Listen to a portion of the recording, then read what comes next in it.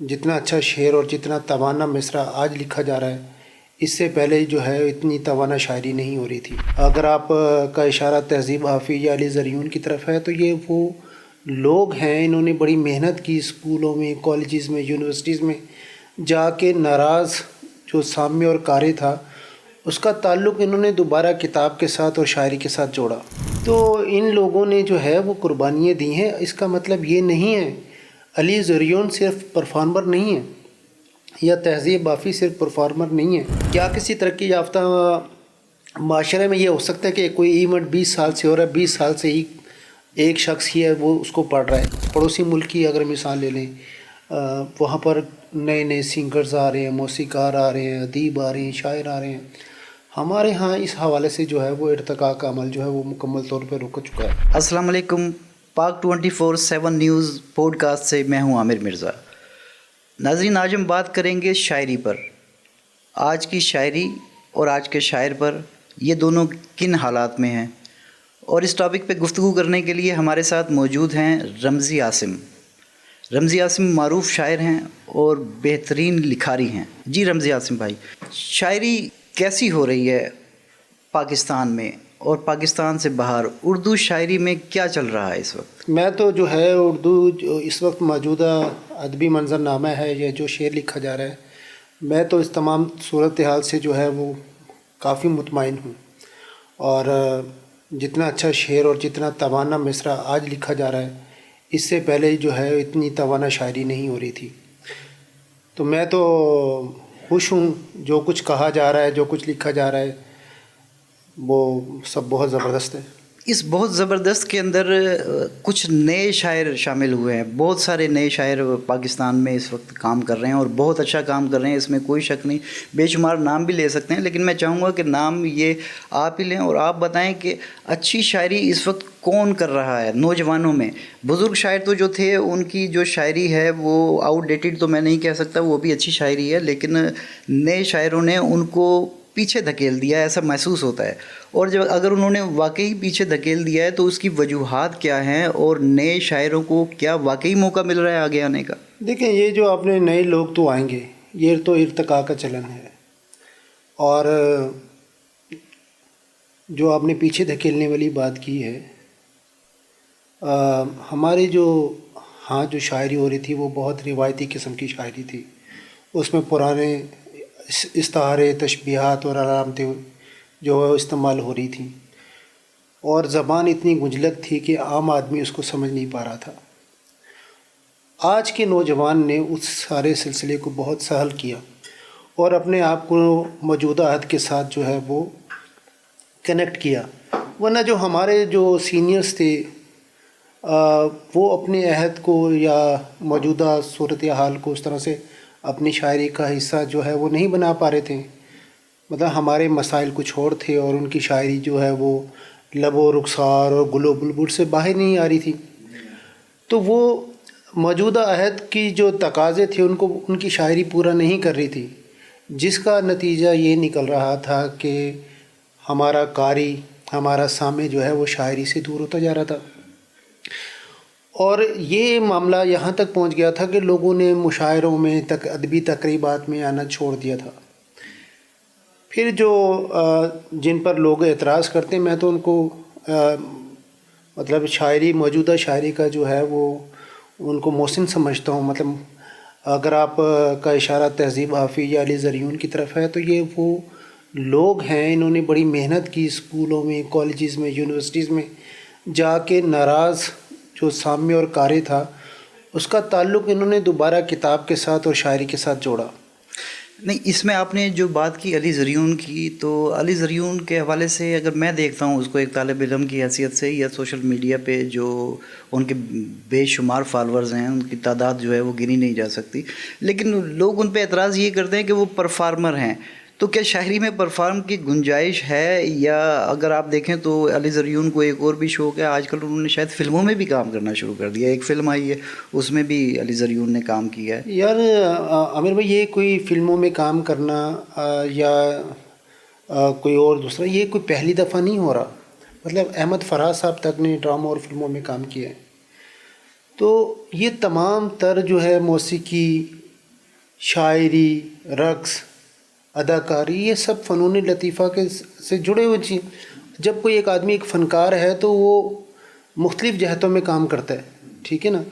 तो वो अली ज़रियून बेसिकली एक मुकम्मल तख्लीकार है, एक मुकम्मल फ़नकार है। तो जहाँ जहाँ उसको जो है वो मौका मिल रहा है अपने आप को एक्सपोज करने का, वो कर रहा है।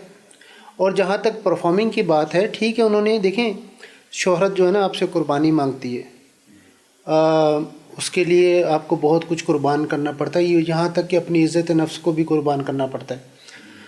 तो इन लोगों ने जो है वो कुर्बानियाँ दी हैं। इसका मतलब ये नहीं है अली ज़रियून सिर्फ परफॉर्मर नहीं है या तहज़ीब बाफ़ी सिर्फ परफॉर्मर नहीं है। अगर लेकिन ये है कि ये लोग क्या करते हैं, जब शायरों अदीबों में बैठते हैं अपने दोस्तों में, तो वहाँ कुछ सी और तरह की शायरी सुनाते हैं। लेकिन जब ये पब्लिकली कोई मुशायरा होता है तो वहाँ पर दूसरी तरह की शायरी सुनाते हैं। मतलब ये पॉपुलिस्ट हैं, मतलब ये मकबूलियत को आवाम की या नौजवान नस्ल की साइकी को समझते हैं ये लोग। इन्होंने समझ लिया है कि हमने कहाँ पर क्या सुनाना है। मतलब अस्ताज़ा में बैठेंगे तो शायरी किसी और तरह की शायरी, जो उनका खालिस अदबी काम है वो सुनाएंगे, वो नज़में सुनाएंगे, वो गज़लें सुनाएंगे। लेकिन जब आप यूनिवर्सिटी के या कॉलेज के बच्चों को एड्रेस करेंगे तो वहाँ पर आप जब स्किल शायरी सुनाएंगे तो कोई भी आपकी तरफ तब मुतवज्जह नहीं होगा।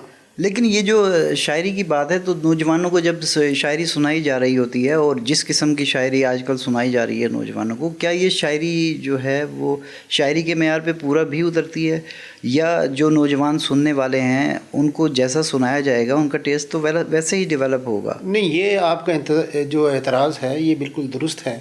मतलब ये कि एक फ़नकार का, एक शायर का काम ये नहीं है कि वो आवाम की सतह पे जाए। एक शायर का मनसब ये है कि वो आवाम की शऊरी सतह को बुलंद करे, अपने आप को इतना ज़्यादा ना गिराए। मतलब अदब के दायरे में लच्चरपन, लिटरेचर में और लच्चरपन में फ़र्क होना चाहिए। आपको लोगों की ज़हनी सतह को बुलंद करना है। ये नहीं है कि लोगों के मयार पर आप आ जाएं और बिल्कुल सताई शायरी करें या आपके मौज़ूआत बिल्कुल सताई हों। ये काबिल मज़म्मत चीज़ है, ऐसा नहीं होना चाहिए। कुछ आप जितना भी, ऐसा नहीं कि रोमान पहले नहीं लिखा गया, रोमांस पहले भी लिखा गया है और इसके अलावा एहतजाज भी हुआ है। तो यही तो कमाल है कि आपने शायरी को शायरी रखना है, नारेबाजी नहीं बनाना और इसको इतना ज़्यादा नहीं गिराना कि वो अपने फ़न तमाम तर फ़नी तकाज़ों को बरूए कार लाते हुए एक अच्छा शेर तख्लीक करना और से अपने सामे तक पहुंचाना, यही तो फ़नकार का फ़न है। अच्छा, आजकल अदबी मंजरनामे में एक और बहुत बड़ी बहस चल रही है। वो बहस जब मैं सोशल मीडिया देखता हूँ तो वो बार बार मेरे सामने आती है। वो ये है कि आजकल फ़रहत अब्बास शाह और अब्बास ताबिश साहब, और मैं तो नाम भी भूल गया था अब्बास ताबिश का, अब्बास ताबिश और फ़रहत अब्बास शाह का मुकाबला चल रहा है। तो कुछ लोग जो है तरफदार हैं अब्बास ताबिश के और कुछ लोग फ़रहत अब्बास के। आप क्या समझते हैं दोनों में से बड़ा शायर कौन है? बाज़ लोग तो ये भी कहते हैं कि फ़रहत अब्बास शाह ने ताबिश से ही शायरी सीखी है, लेकिन आपका क्या ख्याल है वो कि कौन इन दोनों में? नहीं, ऐसी बात नहीं है। फ़रहत अब्बास शाह जो है वो अब्बास ताबिश से सीनियर शायर हैं और अच्छे शायर हैं। इन दोनों में बहुत ज़्यादा फ़र्क है। फ़रहत अब्बास शाह जो है ना, वो सिर्फ शायर नहीं है, उसकी समाज के ऊपर पूरी नज़र है, वो पूरे अदबी मंजरनामे से वाकिफ़ है और पूरे लिटरेचर से वाकिफ़ है। अब्बास ताबिश जेन्युइन पोइट है, शायर है, वो सिर्फ शायर है। लेकिन फ़रहत अब्बास शाह के यहाँ आपको फ़लसफ़ा भी नज़र आएगा और वो तनकीद को भी जानता है, सही है। तो दोनों का जो है आपस में मवाजना बनता नहीं है। फ़रहत अब्बास शाह की जो है क्लास बहुत ज़्यादा है, लेकिन ये है कि वो सिर्फ नापसंदीदा इसलिए है कि उसको डिप्लोमेसी नहीं आती। वो सच बोलता है, सच लिखता है और उसकी बात को अभी नहीं समझा जा रहा, लेकिन एक वक्त आएगा लोग उसके नज़रियात को और उसकी बात को समझेंगे और उसकी तकलीद करेंगे। पाकिस्तान का शेरी मंजरनामा जब हम देखते हैं तो उसमें हमें इस वक्त एक कहकशां तो नज़र आती है, لیکن اس کہکشاں میں ہمیں ریپیٹیشن بہت نظر آتی ہے، ہر مشاعرے میں ایک جیسے چہرے، ایک جیسے لوگ، اور ملک کے اندر بھی ملک کے باہر بھی یہ بھی بحث چلتی رہی ہے شعری دنیا میں کہ بہت سارے لوگ ہیں جو مشاعروں میں نام ڈلواتے ہیں اور مشاعروں سے نام نکلواتے ہیں.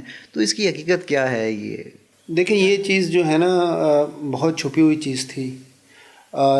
پاکستان کے اندر تو مختلف مافیاز ہیں مختلف شعبوں کے اندر، اسی طرح سے ایک ادبی مافیا بھی ہے، اور یہ شروع سے ہے. یہ ایسا نہیں کہ ابھی ہوا ہے، یہ شروع سے اس کے سرغنہ بدلتے رہے اور یہ سلسلہ چلتا رہا. پاکستان میں پہلے مشاعروں میں اتنی اٹریکشن نہیں تھی یا لوگوں کو پتہ نہیں تھا، لیکن ہم نے اس اردو کا جو ادبی مافیا اس کو بے نقاب کیا اور لوگوں کو بتایا کہ یار یہ کس طرح سے یہ کرائم ہو رہا ہے. جینون تخلیق کاروں کو پس پش ڈال کے ان کو جو ہے منظرنامہ سے ہٹا کے کچھ جو ہے ایسے لوگ جو اس منصب کے لائق نہیں ہے یا ان کا منصب نہیں ہے کہ وہ لوگ برا جمان ہیں، اور وہ ہر جگہ میں برا جمان ہے. ان کی مالی جو ہے وہ اس سے جو ہے فوائد وابستہ ہیں، اور وہ کسی صورت بھی جو ہے وہ اپنا جگہ چھوڑنے کو تیار نہیں ہے. حالانکہ پوری دنیا کے اندر مطلب آپ یہ دیکھیں کہ کیا کسی ترقی یافتہ معاشرے میں یہ ہو سکتا ہے کہ کوئی ایونٹ 20 سال سے ہو رہا ہے، 20 سال سے ہی ایک شخص ہی ہے وہ اس کو پڑھ رہا ہے. تو یہ اس طرح کی جو ہمارے ہاں جو اس طرح کی چیزیں ہیں، جیسے عالمی اردو مشاعرہ ہے، وہ جب سے ہو رہا ہے، پہلے مشاعرے میں بھی وہی لوگ تھے اور آج بھی وہی لوگ ہیں. اسی طرح سے عالمی اردو کانفرنس ہے، وہی 133 لوگ ہیں یا 138 لوگ ہیں، ہر سال وہی لوگ. یہ جو ریپیٹیشن ہے اس نے اتنا نقصان پہنچایا ہے. مطلب آپ اگر ہم پڑوسی ملک کی اگر مثال لے لیں، وہاں پر نئے نئے سنگرز آ رہے ہیں، موسیقار آ رہے ہیں، ادیب آ رہے ہیں، شاعر آ رہے ہیں. ہمارے ہاں اس حوالے سے جو ہے وہ ارتقاء کا عمل جو ہے وہ مکمل طور پہ رک چکا ہے. اچھا، آپ ان لوگوں میں سے ہیں یا ان شاعروں میں سے ہیں جو نوجوانوں کی آواز بنے ہیں یا نئے شاعروں کی آواز بنے ہیں؟ تو جب میں آپ کی پروفائل دیکھتا ہوں تو آپ نے ایک بہت بڑی اور بہت اہم تحریک چلائی. وہ تحریک یہ تھی کہ نوجوانوں کو آگے آنے دیا جائے اور پرانے جو لوگ ہیں وہ جگہ خالی کریں تاکہ نئے لوگوں کو موقع مل سکے. اور میری معلومات کے مطابق اس میں آپ کو بہت مشکلیں بھی اٹھانا پڑی اور اس کے بعد آپ کو جان کے لالے بھی پڑ گئے. وہ قصہ کیا تھا؟ کیا ہوا تھا؟ دیکھیں، نئے لوگوں کو آگے کیوں نہیں آنا چاہیے؟ اگر آپ اپنے نئے لوگوں کے راستے روک دیں گے، ان کی حوصلہ افزا نہیں کریں گے، ان کو آپ نے آگے برابر نہیں بٹھائیں گے، تو بتائیں یہ ادب کا یہ جو کاروان ہے یہ کس طرح سے آگے بڑھے گا؟ یہ تو رک جائے گا. یہ سلسلہ، یہ لکھنے لکھانے کا، پڑھنے پڑھانے کا یہ سلسلہ سارا رک جائے گا. تو بظاہر یہ بڑی معمولی سی بات تھی جب ہم یہ بات کر رہے تھے کہ یار نئے لوگوں کو آگے لایا جائے، ان کو عالمی سطح کی یہ چھوٹی چھوٹی جو محافل ہوتی ہیں یہاں سے آدمی کو وہ نہیں ملتا کہ اس کی آواز جو ہے وہ دور تک جائے. اپنی آواز کو دور تک پہنچانے کے لیے آپ کو بڑا پلیٹ فارم چاہیے، اور بڑے پلیٹ فارم کے اوپر پرانے مگرمچھ ہیں وہ بیٹھے ہوئے ہیں، وہ کسی اور کو آگے آنے نہیں دیتے. اس وجہ سے جو ہے ہمارے ہاں وہ نئے لہجے اور نئی آوازیں آنا بند ہو گئی ہیں. یہ وہ بات تھی جو ہم نے جو ہے اس کو اٹھایا. تو بجائے اس بات کو آن کرنے کے یار ہم سے یہ غلطی ہو رہی ہے، لوگوں نے ہمارے خلاف تحریک چلانا شروع کر دی. اور تمام جو ہمارے جو کراچی کے ادبی حلقے ہیں اس میں اب یہ صورت حال ہے کہ بلیک لسٹ کیا گیا ہوا ہے کہ یار یہ اچھا، آپ بندہ کو بلیک لسٹ کر دیا؟ بلیک لسٹ کیا ہوا ہے کہ اس کو جو ہے نا وہ نہیں بلانا. اچھا، اور سنا ہے کہ آپ کی کوئی سپاری وپاری بھی دے دی تھی، اور یہ دینے کی کوشش کی گئی. تو جان کے لالے پڑ گئے کہ اپنی جان بچانا مشکل وہ ہو گیا. جان بچانا مشکل ہو گیا. وہ جان تو خیر بچ گئی، اب ان کا نام کیا لیں. لیکن پھر اس کے بعد آپ نے وہ کام چھوڑ دیا یا وہ کام جاری ہے؟ نہیں، چھوڑا نہیں ہے یار. یہ بالکل ہمارے اردو ادب کی بقا کا مسئلہ ہے، اور یہ لڑائی صرف میری لڑائی نہیں ہے، یہ ہر اردو لکھنے پڑھنے اور بولنے والے کا فرض ہے آپ کھڑکیاں بند کر دیں گے تو تازہ ہوا کہاں سے آئے گی؟